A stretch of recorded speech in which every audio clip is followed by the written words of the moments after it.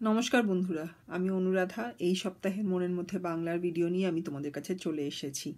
আমরা অবাক জলপান নাটকটা আলোচনা করছিলাম এই যে ঝালাপালা বইটা থেকে। এখন অবধি আমরা কি দেখেছি যে একজন ভীষণ ক্লান্ত পথিক মানে যে পথে হাঁটে, এবং এই ভদ্রলোকটি অনেক দূর থেকে হাঁটা শুরু করেছেন কোথাও যাবেন বলে। তারপর অনেকক্ষণ হাঁটার পর তার খুব তেষ্টা পেয়েছে এবং একটা গ্রামে থেমে সে চেষ্টা করছে একটু জল জোগাড় করার, কিন্তু এক একজন অদ্ভুত অদ্ভুত লোকের সঙ্গে সে দেখা করছে বা তার সঙ্গে দেখা হচ্ছে, এবং তারপর তাদের কাছ থেকে সে জল পাওয়ার চেষ্টা করছে, কিন্তু এখন অবধি সে পায়নি। তো সেই নিয়েই এই নাটকটা বা এই গল্পটা, যাই হোক আমরা বলতে পারি দুটোই।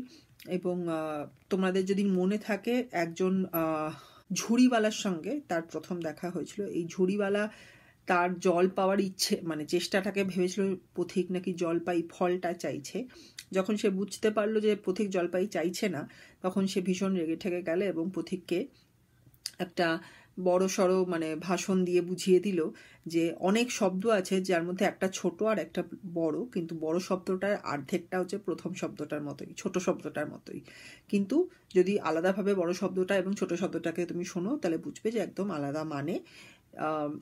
উদাহরণস্বরূপ ও বলেছিল আলু এবং আলু বোখরা। আলু একটা সবজি আমরা জানি, এবং আলু বোখরা হচ্ছে একটা ফল। আলু বোখরার প্রথম ভাগটা আলু, কিন্তু আসলে তার সঙ্গে সবজির কোনো মিলই নেই। এরমভাবে আরও বলেছিল সে মাছ এবং মাছরাঙা। মাছরাঙা একটা পাখি, আর মাছ হচ্ছে জলের প্রাণী, কিন্তু মাছরাঙার প্রথম ভাগ মাছ থাকলেও তার সঙ্গে জলের কোনো প্রাণীর কোনো যোগাযোগ নেই, বা সে জলের প্রাণী নয়। তো এইরকমভাবে বুঝিয়ে সে বলেছিল যে মানুষের সঙ্গে কথা বলার ব্যাপারে তো আগে তোমার ভাবা উচিত। তো এইখানে আমরা দেখেছি যে সুকুমার রায় আমাদের বাংলা ভাষার সম্বন্ধে আরও বেশি বোঝানোর চেষ্টা করেছেন। নানা বাংলা ভাষার কত রকম ভেরিয়েশনস আছে, বা কত রকম কতটা বাংলা ভাষার পরিধি বা বাউন্ডারি। তো এইভাবেই উনি বোঝানোর চেষ্টা করেছেন যে বাংলা ভাষা কতটা সমৃদ্ধ বা কতটা এনরিচড একটা ভাষা হিসেবে। এইভাবে আমাদের পাঠকদের উনি বোঝানোর চেষ্টা করেছেন। আর এই ঘটনার পরে পথিকের সঙ্গে এরপরে দেখা হয়েছে প্রথম বৃদ্ধ মানুষের। তিনি যখন বুঝতে পেরেছেন পথিক জল চাইছে এবং সে অনেক দূর থেকে হাঁটছে, এইটা উনি বুঝলেন না যে পথিক ক্লান্ত হয়েছে বলে জল চাইছে। উনি ভাবলেন যে পথিক ভালো জল খাওয়ার ইচ্ছেতে বহু দূর থেকে হেঁটে হেঁটে এসছে, যেটা একেবারেই নয়। কিন্তু উনি ওনার ধারণা নিয়েই এগিয়ে চললেন এবং বললেন যে কত রকমের ভালো জল উনি খেয়েছেন, কিন্তু সব থেকে ভালো জল হচ্ছে ওনার মামা বাড়ি ঘুমরির জল। সেই জল নাকি চিনির মতো মিষ্টি এবং ভীষণ সুগন্ধ আলা একটা জল। কিন্তু যখন পথিক তাকে বোঝালো যে না, অত ভালো জল না হলেও চলবে, যা হয় একটা জল হলেও চলবে, ওনার এখন তেষ্টা মেটানোটা প্রধান ইচ্ছে, তখন সেই ভদ্রলোক, প্রথম বুড়ো ভদ্রলোক ভীষণ রেগে ঠেকে চলে গেল। তার খুব অপমানিত লাগলো যে উনি খুব ভালো কোয়ালিটির বা ভালো মানের জলের কথা বলছিলেন, কিন্তু পথিকের সে ব্যাপারে জানার বা সেই জল খাওয়ার কোনো আগ্রহ নেই।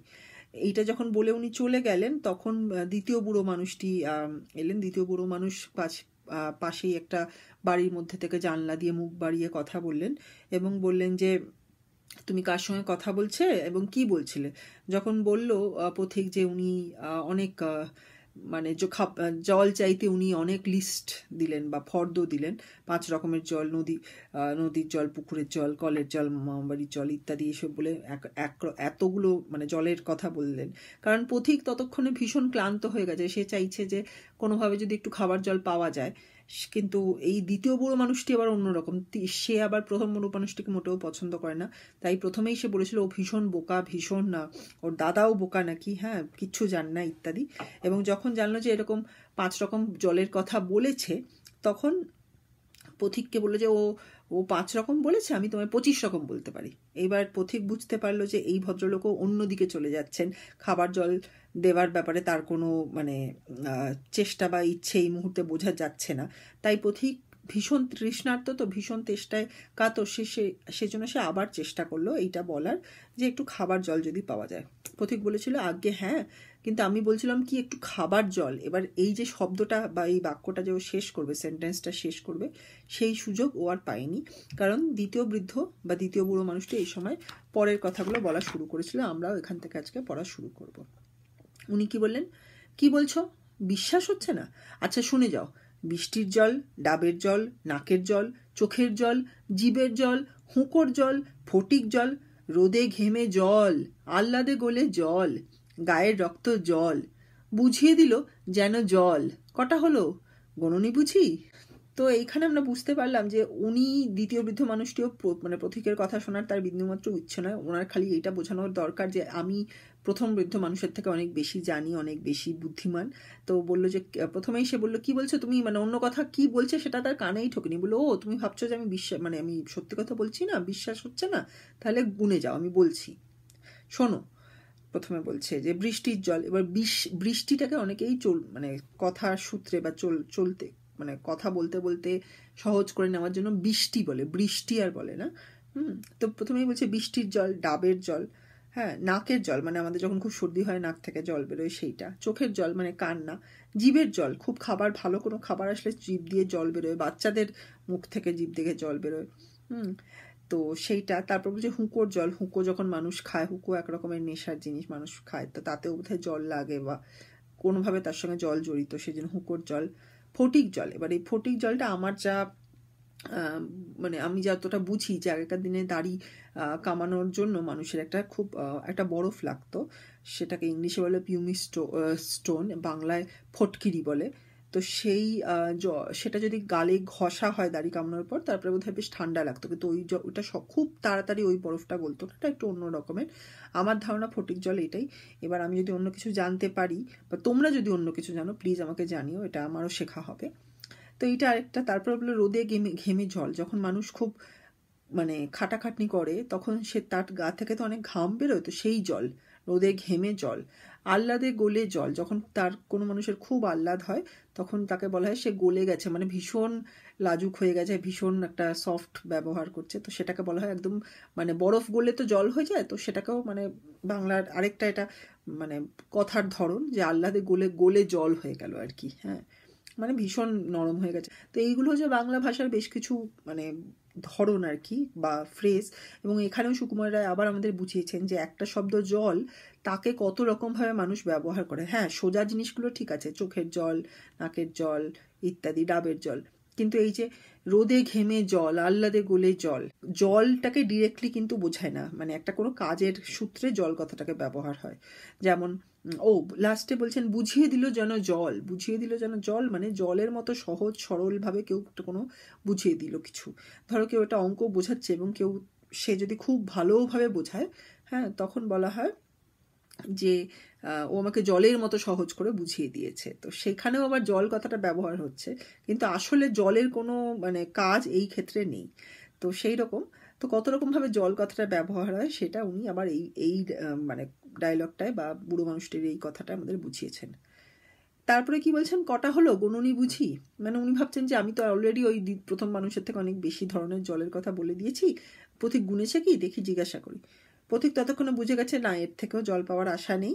সে ভীষণ বিরক্ত হয়ে বলছে, না মশাই গুনিনি, আমার আর খেয়ে দেয়ে কাজ নেই। খেয়ে দেয়ে কাজ না থাকা মানে আমাকে তুমি মানে অন্য লোকটা আমাকে যেই কাজটা বলছে করতে, তার থেকে আমার অনেক বেশি দরকারি কাজ আছে, তাই আমি তোমার কাজটা করতে পারবো না, অন্য লোকটা আমাকে যে কাজটা বলছে সেটা করতে পারবো না।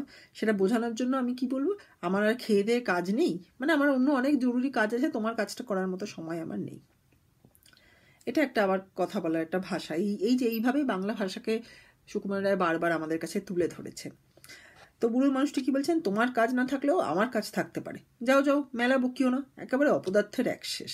মেলা বকিও না মানে অকারণে বক বক করা বা কথা বলিও না, মানে অকারণ, মেলা মানে অনেক, মানে অকারণ আর কি। এখানে এমনিতে মেলা মানে আমরা জানি ফেয়ার, কিন্তু এখানে মেলা বকিও না মানে আমাকে অকারণে বক করিও না, তোমার কাজ না থাকলে আমার কাজ থাকে, একদম অপদার্থের এক শেষ। হ্যাঁ, মানে এক ভীষণ অপদার্থ, ভীষণ ইউজলেস লোক আর কি, অকাজের লোক।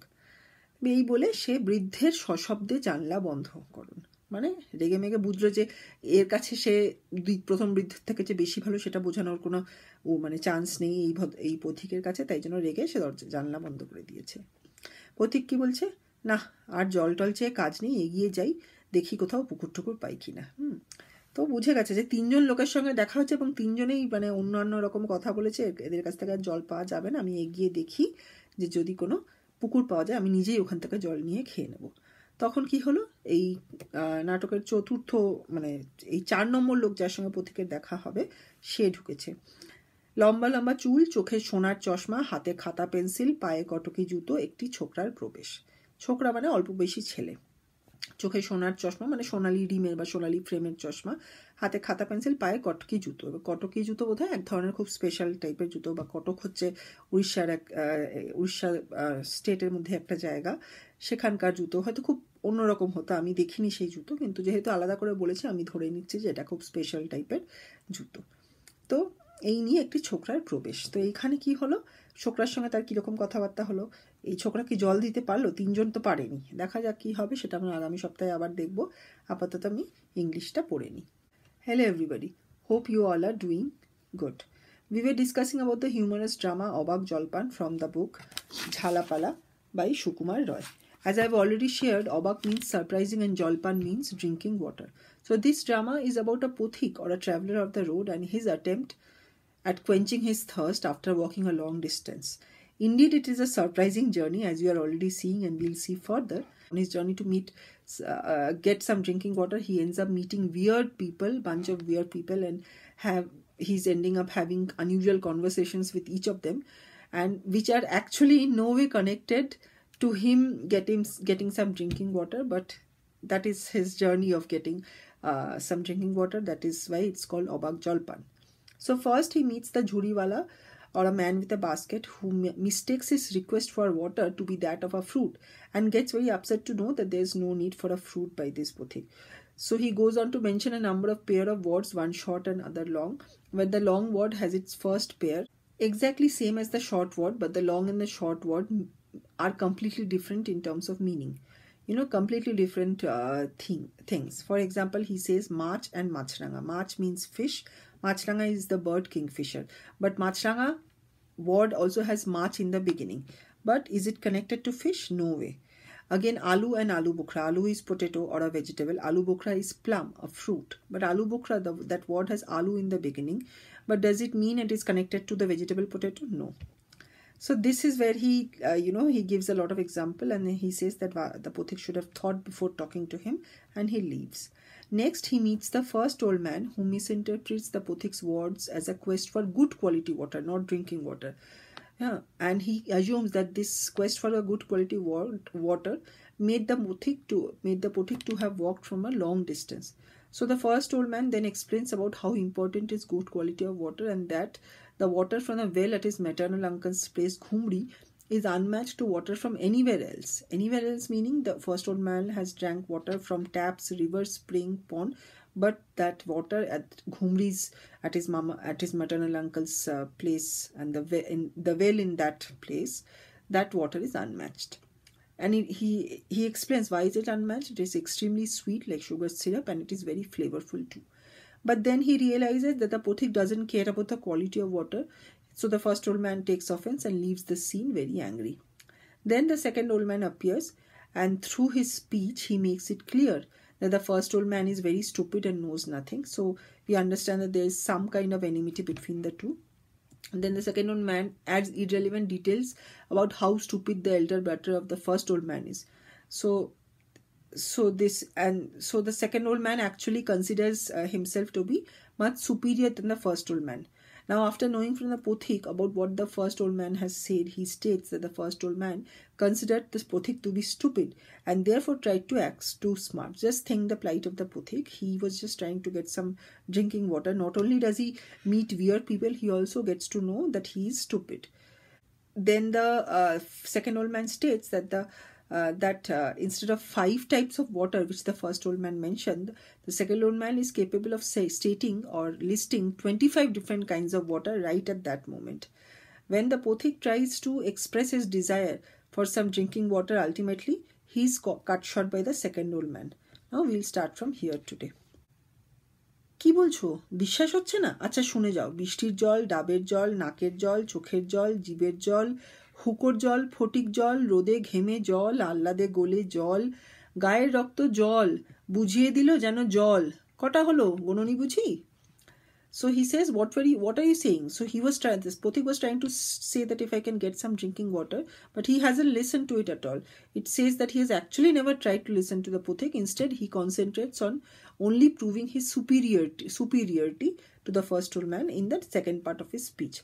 So he says, you don't believe me? Okay, now keep listening. Rainwater, coconut water, water dripping from one's nose. So that is like running nose, we say when someone has cold, water drips from one's nose. Water from the eyes, so tears. Water from the tongue, so when someone drools, especially kids, so there's water drooling out of the mouth. That water. Water from the hookah. Hookah is something which people try to intoxicate, and somehow water is connected to hookah. I haven't seen a hookah. Then water from pumice stone.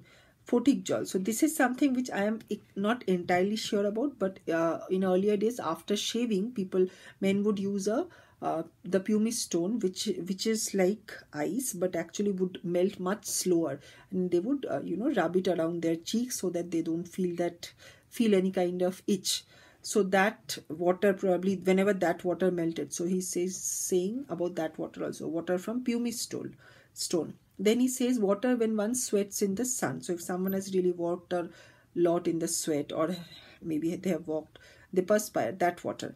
Then he says, now these are the parts where Sukumar Rai actually tries to get deeper into Bengali language. He says, the water when one sweats in the sun. Okay. Water when one is too overwhelmed. Now, if someone is overwhelmed, is there any kind of water associated literally? No. It's just an expression in Bengali. Then he says water equivalent to a very clear explanation.